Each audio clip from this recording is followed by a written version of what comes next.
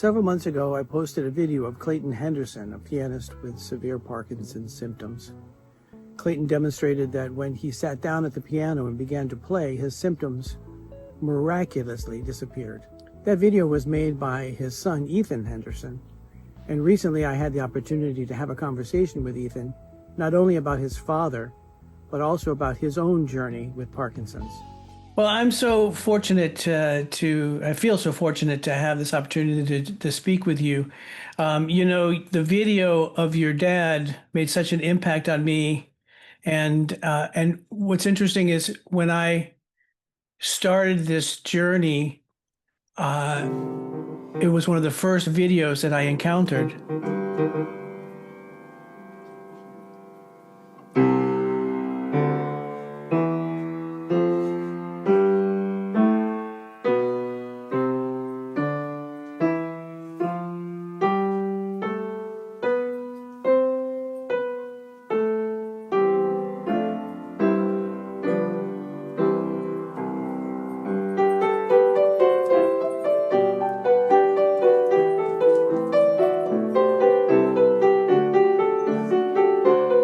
And of course, I don't know how many versions there are online, but the one that I had no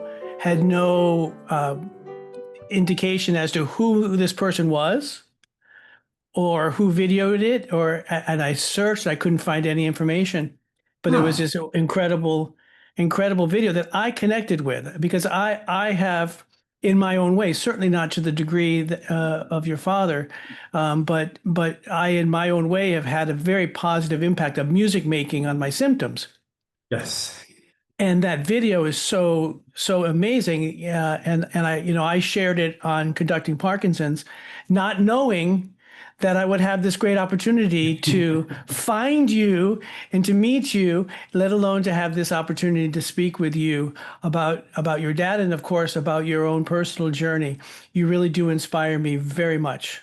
Well, I'm so pleased that his video reached you in ways anonymously, but also now that you know. And it was tough, as you know, tough to see it, tough to experience it, tough to go through with it. But I'm glad that it posted, and I've heard from others that it really was I don't want to say inspiring, but gave them hope that they could continue their music making, no matter how one defines music making. And this is just perfect. You're conducting, being able to continue that inspires me, because I gave that up because of my Parkinson's, but I'm just so glad that you have embraced it and have continued to do so well. Well, I'm trying, and of course it's it's a journey, as you well know. But I will say that finding that video of your dad, what inspired me and what I connected with when I encountered it, I had just had a very similar experience in my own way in conducting and feeling this sort of all of a sudden freedom from the symptoms that I have. And then, of course, that video of your dad, it's really miraculous. So tell me now, are you the person who made that video? I am, yes. Wow. So yes, I'd love to talk about your dad, yeah. Clayton Henderson. He was a faculty member at St. Mary's College for a long time. Long time. Yes. So can you tell us his story? He grew up outside of New Haven, Connecticut, and early start was a boy chorister at the Episcopal Cathedral in New Haven as a paid chorister, he and his brother. And so to get into a long story short is his family needed money. His father left him, they needed money. So they were paid choristers, and my dad had an affinity for piano and started playing in speakeasies at the age of 12. And the owner of the bar would get hints dropped to him that the police were coming and he'd shuffle off my dad somewhere else. Ended up going to Ohio University on a music scholarship, met a gentleman by the name of John Bergsagle, who was a inspiration to him, a wonderful music historian there. And then my mom was a singer. He met my mom at Ohio U, and they went on and made music gloriously for 59 years before he passed. He was a jazz pianist, a concert pianist, a choir master organist in the Episcopal cathedrals for about 55 years. Just everything you can think of as a musician inspired me and all of my siblings to start music. I'm the only one that continued it as a profession, and yeah, the last 24 years of his teaching, he was at St. Mary's College, where he was dean and chair of music, arts, and communications, and just led a wonderful and inspiring life. It was a wonderful musical household he grew up in. Yeah, I imagine so. My mother was a pianist. My whole growing up, I was listening to her play. So, in what year did your dad start to feel some symptoms? In about 95, he started to feel some symptoms that were seen by a local doctor, and like many of us, misdiagnosed, had doctors that didn't know what was happening and sent him off to someone else to have tests. And thankfully, one of the doctors in about 2000 recognized that it was something that he should probably go see uh, specialized neurologist, what becomes a movement disorder specialist. And he got a referral to go see Katie Compaliti at Rush Presbyterian in Chicago. So he took the train in from South Bend, and uh, she diagnosed him immediately with Parkinson's. And having that definitive diagnosis was a godsend, and so he could work with it and know how to deal with it, know how to live life. And then that's how I got involved with the Michael J. Fox Foundation. So because I wanted to learn about the disease and educate people about it. As you know, a lot of people are quite I don't say ignorant, but just not educated on what neurodegenerative diseases can do. Absolutely. So, do you recall what some of his early symptoms were as a keyboardist? Tremor as well as dystonia. The dyskinesia came later, but the cramping of hands really played well, wreaked havoc on his playing at times. He would always constantly massage his hands and his fingers and work with squeeze. I like to call them the brain, the squeezable balls, to keep his hand strength going. It never stopped from playing. He continued playing. Basically, he was the organist at the church until about 2 years prior to his death. Even with all the symptoms, he continued to show up on Sundays and play. Sometimes it was symptom free, sometimes it was horrific, but he still did. So that even from the very beginning, then, do you recall if the music making always made things better? Always. Um, it always helped, but not in the way that you saw in the video. Talk to me about That that. that was in the video because he was not only having the tremor as well as dyskinesia, he had what he referred to as meltdowns, where his body just completely shut down his brain. The speaking would become slurred. The body, he lost complete control and couldn't really control any of his bodily functions. As you saw in the video, he would start off trying to play just a C major scale, and it's just pounding and not even being able to put two hands on C, an octave apart. And as he started just to go through, it started to relax, and then 30 seconds into trying to play a scale, he would be going 2, 3 octaves, and then going to arpeggios, and then breaking out into song. But a lot of people talk about neuroaesthetics and how music plays, and of course, it had something to do with it, and I know muscle memory had something to do with it. But the physical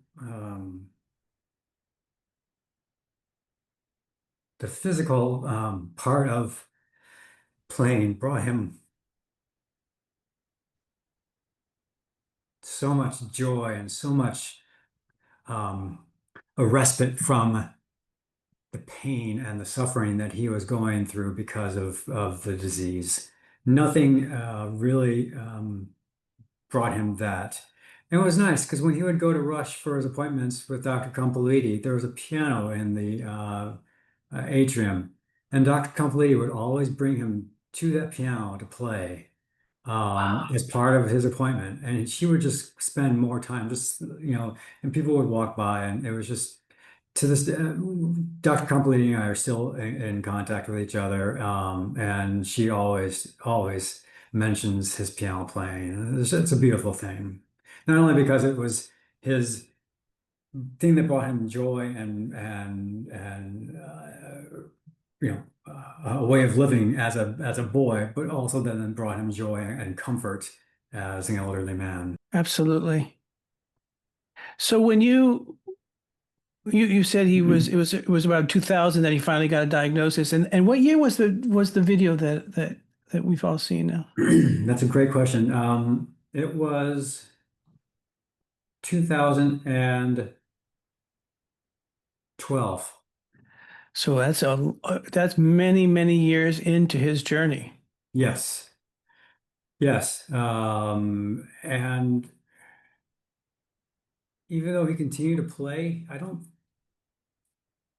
if memory serves me correctly, he did not know or didn't realize how much um, that music making did for his symptoms.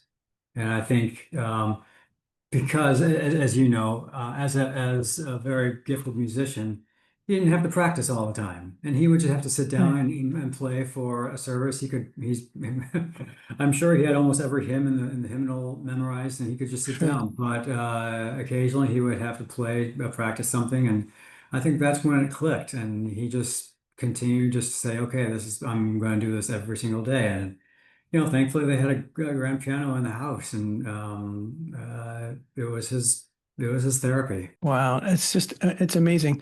I'm really more and more committed to pursuing this angle of the how do I say this, of the positive effect of creating music, being part of the creative process of making music, not necessarily being the receiver of music. I mean, music Yes. therapy is so much um, it's participating, but it's largely a receiving of music. And Yes. in your dad's video is like ground zero for me of this observation that I have felt in myself of there is something different when we are in the creative process and what's happening in that creative process. And I feel very fortunate to have now connected at least with one researcher, John Cannon, at McMaster University. And Yes. actually, we have a conducting Parkinson's videos coming out in the next couple of days that I did with an interview I did with him. Great. And I think he's really on the right track in terms of really understanding um, that phenomenon. But your dad's video is for me ground zero because it's just so obvious that his participation in that creation of the art, you can just see him just open up. And now, did that continue, or did things get more difficult as his journey progressed in the next years after that? I mean, obviously the symptoms got worse over years, but even when we moved them to an assisted living home for the last 5 years of his life. There was a piano in the common room at that, and he would uh, play occasionally, a couple times a week, and he would go and that would definitely help the symptoms. He also had a small keyboard, electric keyboard that we got for him for his room. Obviously, not a piano or the mechanics of it, but it was still able to give him some respite. You mentioned the researcher at McMaster. There's also I met a scientific researcher, and I'll have to pull up his name for you, and I'll send that to you. Met him at a conference earlier this year, who is really studying how music making helps the neurons in the brain, and maybe not so much way you or my dad or I get, but he's definitely interested in that aspect. And I'll make sure I share that contact with you because Oh, please do. he asked for my dad's video as well because I mentioned it in my address to the conference. It's just such a strong connection, and I've had varying experiences of that degree, but now I can say that the days that I have rehearsals, in particular rehearsals for me, the days that I have rehearsals are going to always be good days. What's interesting about performance is performance has that bit of anxiety, which kind of balance. You know, Yes. which sort of counteracts all the positive effect of the music making because of Oh, the you're so performance right. anxiety. You're Um, so right. yeah, but performance days, I mean, excuse me, rehearsal days are just part of my really part of becoming more and more part of my therapy. I have my medication, I've got my Yeah. exercise routine, and then I've got those artistic music making moments, and all of that has such a positive effect overall in how I'm doing on any given day. I love the part where you talk about the performance kind of, I don't want to say negates it, but adds a different component to your journey. I've really just begun this whole experience of sharing my story and comparing notes. But in the few musicians and conductors with whom I have had the opportunity to share notes, there is sort of a universal truth in regards to this impact of performance anxiety, and that's not fear. I mean, the performance anxiety is that feeling of being on the edge, like when you're about to perform, and performers rely on that, I think, and to a large extent, that energy and that excitement, which invariably for me, I don't know if it was for your dad or in your experience, for me, it absolutely my symptoms don't identify the difference between great anxiety and performance energy and bad anxiety. Anxiety creates an issue with my symptoms, no matter which type. Yeah, I'd really like to. Sometime I would love to come to one of your rehearsals just to Absolutely. see you and come before, hours before, so I could, meet for coffee or something like that, and then come to a rehearsal so I can just visually see. I think it's so incredible what music making does, and you obviously have taken that to the next degree. Well, I think that what blur like when I see your dad's video, it's his personal connection.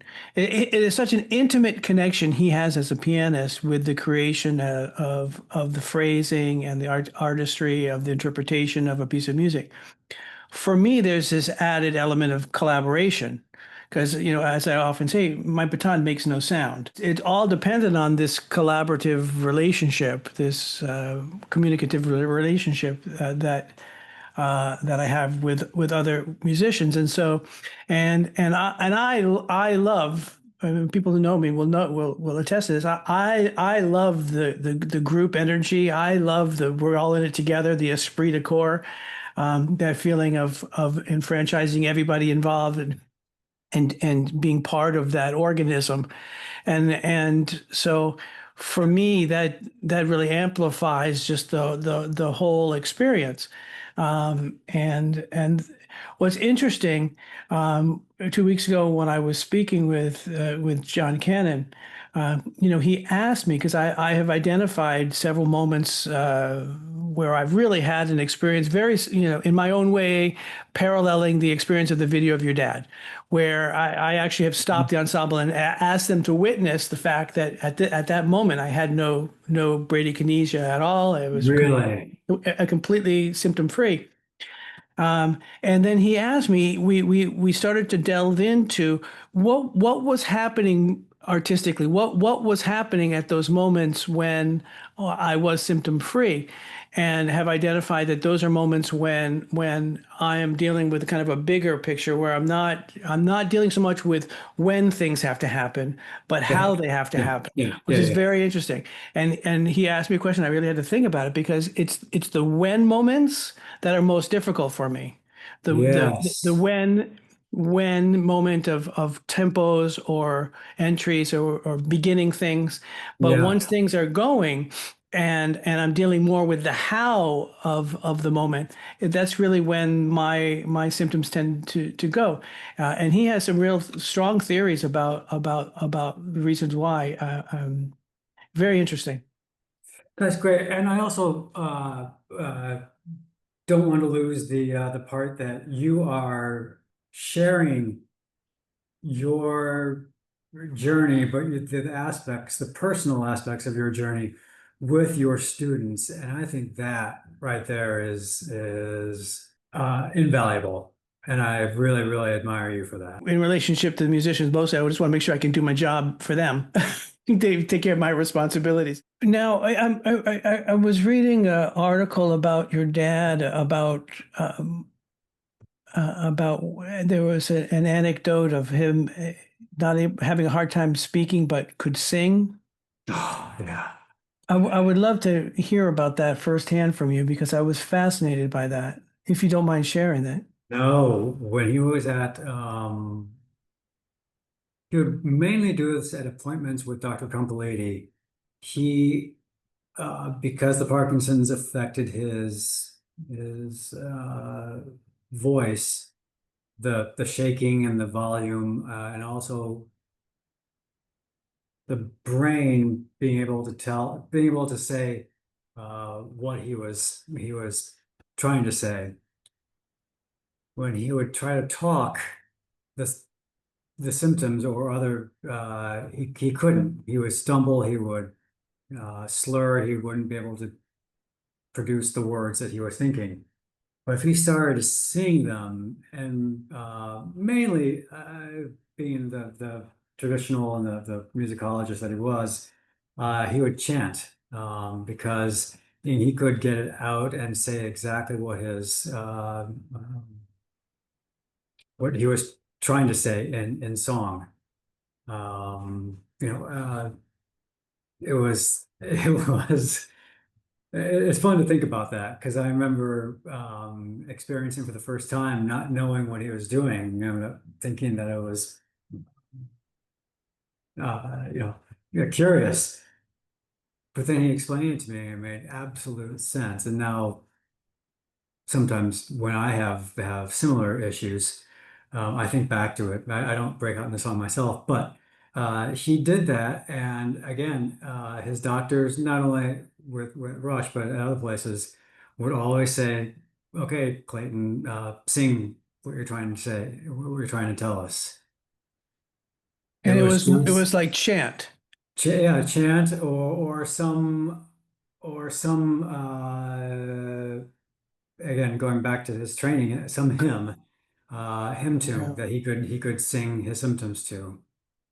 It was It's interesting. just And sorry to interrupt, but I'm please. fascinated by this because in my limited experience, there is a lot of emphasis in research in terms of in terms of the identification that the place in the brain where we identify pulse and rhythm is that basal ganglia, the Yeah, place in the brain where it controls motor skills. So there's so much emphasis and energy in terms of the rhythmic aspect of music and the impact of the rhythmic aspect of music on the symptoms of Parkinson's. Boom. But what we're talking about right now is not about rhythm. If your dad felt a positive impact by some kind of chant, modal chant, that's tonal. That's not rhythm. That is you're right. tonal. You're right. Even his singing of hymns, that's not a rhythmic experience. The singing of hymns is a melodic experience, a tonal experience. So there in and of itself is a gem that someone out there, please, needs to look into, because I Yes. know that there is a positive impact by this connection of melody and Yeah. tonality, and there's evidence in that anecdote about your dad. Yes, I love that you point that out, the difference between the rhythmic and the tonal, because that was something that I have never read about, I've never heard about. I love how you grasp onto so many different things with music and the Parkinson's journey. So I really am thankful for that. Well, I think that. I think there's a there.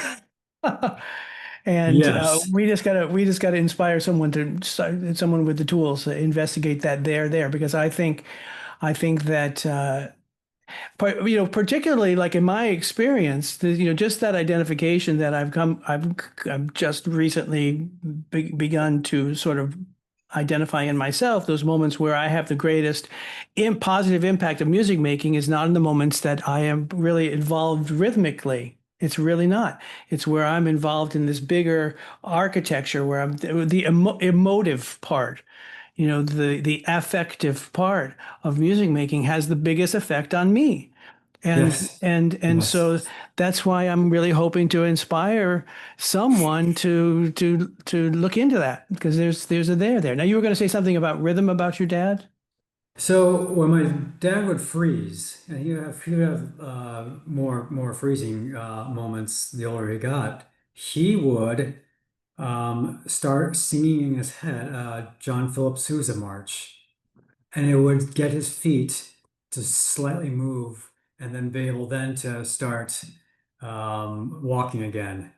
And he had a list, and I will have to find that list of different marches that would help him with different sorts Really? of his symptoms. I will find that list and send that to you. But it was Wow. John Philip Sousa. My dad was an Ives scholar, so there's some crazy metric and issues there. But John Philip Sousa with those military marches was always just something that would So get his feet going because of that rhythmic pulse that went through his body. amazing. Yeah, so Absolutely amazing. Your father's a gift to all of us. mm, Let me thank just you. say that he's a Thank he's, you. he's a gift to all of us. And as a fellow musician, I will forever have gratitude to him and to you for your openness and in sharing that video. Because I'm sure that the experience that I had has been replicated by many, many, many people around the world who've seen it.